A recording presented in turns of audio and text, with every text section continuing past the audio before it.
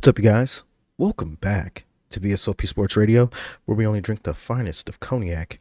I'm your host, Ryan, and today we're going to be talking about this fiasco of a story with Caitlinclark being left off the USA women's basketball national team. But before we do that, if you guys can do me a huge favor and hit that like and subscribe button, because my philosophy is if you enjoy the vibe, why not like and subscribe? Now, let's get into it. Caitlinclark continues to be a very polarizing figure in women's basketball, generating conversation after conversation about just about anything. But the most recent headlines to come out is Caitlinclark being left off of the women's national USA team. Now, the main reason for that was because while they were having team tryouts or whatever the hell it was, Caitlinclark was leading her team to the NCAA Women's Championship game. Now, of course, 2 years in a row, she was unable to finish the job, but damn it, did she put up a good fight. Now, what's even crazy about what's going on with this conversation is that there are clearly two sides. Some folks that seem to think that leaving her off was the right thing, and some folks thinking this is the dumbest thing that women's basketball, the USA team, could have done.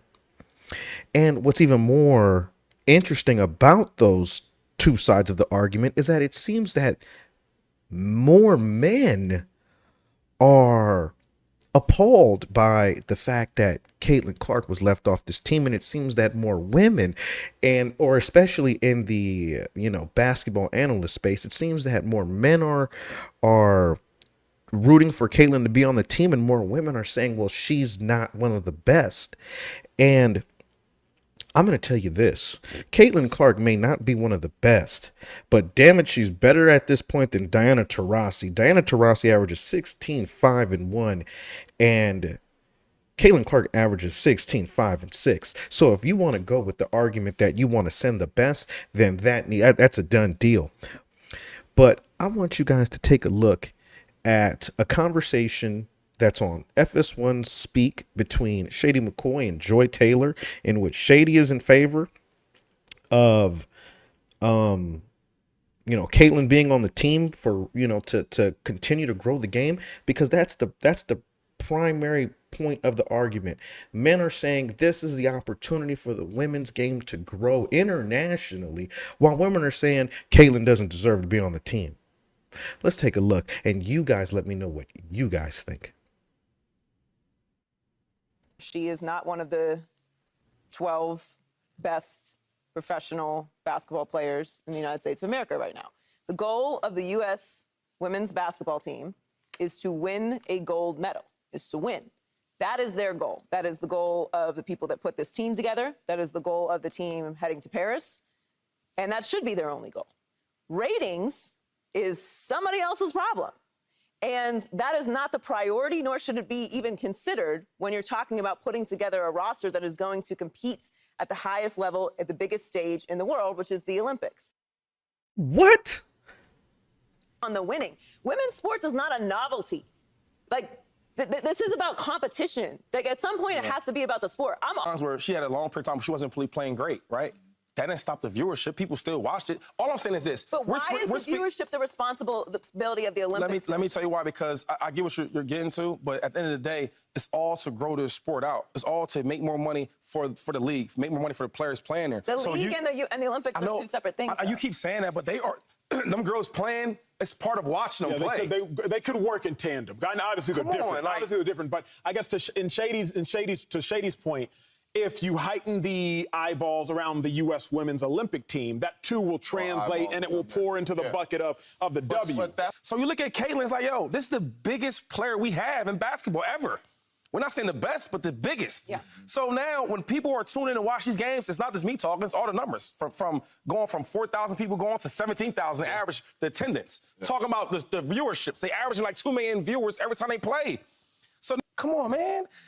listen, if you want to grow the game out and make the game bigger, not just for Caitlin, but for the whole league for years to come, you put this girl on the roster, right? You market it a certain way. You take her to other countries and let them see her, right? And now the money drives up and everybody can make more money. This is dumb for them. Imagine this. Now, Andrea Carter was a guest on the Stephen A. Smith show, and this was her reasoning why Caitlinclark should be left off the team. A picture is taken at the Olympics in Paris. The team is standing together. Caitlin got caught talking to somebody, and she's on the outside of the little team group. That picture is going to be taken, and what's the headline going to be? What's the headline going to be at the Olympics if that picture is taken? Caitlinclark left out of the team meeting. Caitlinclark standing on the side. Caitlinclark not embraced by Team USA. I'm just saying, when Caitlin has no familiarity with these players, no familiarity with the coach, no chemistry with anybody, why put her in that situation when you know people are going to be looking for the negative? Andrea, you are such a fantastic basketball analyst. I can't believe how lost you are on this subject. Nobody, listen to me now.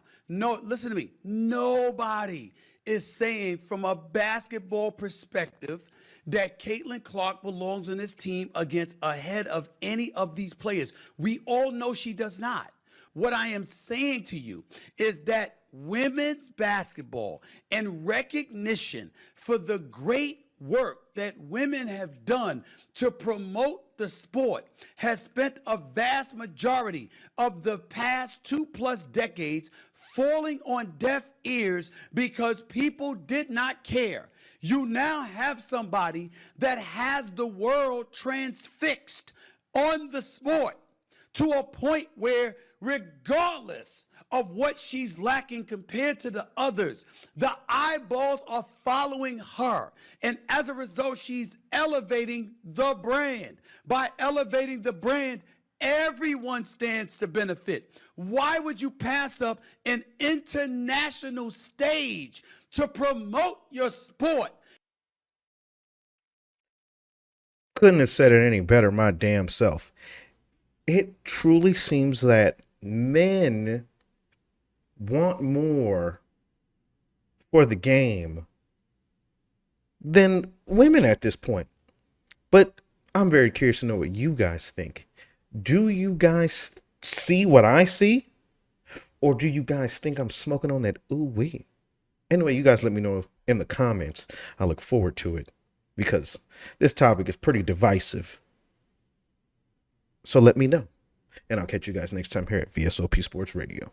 Peace.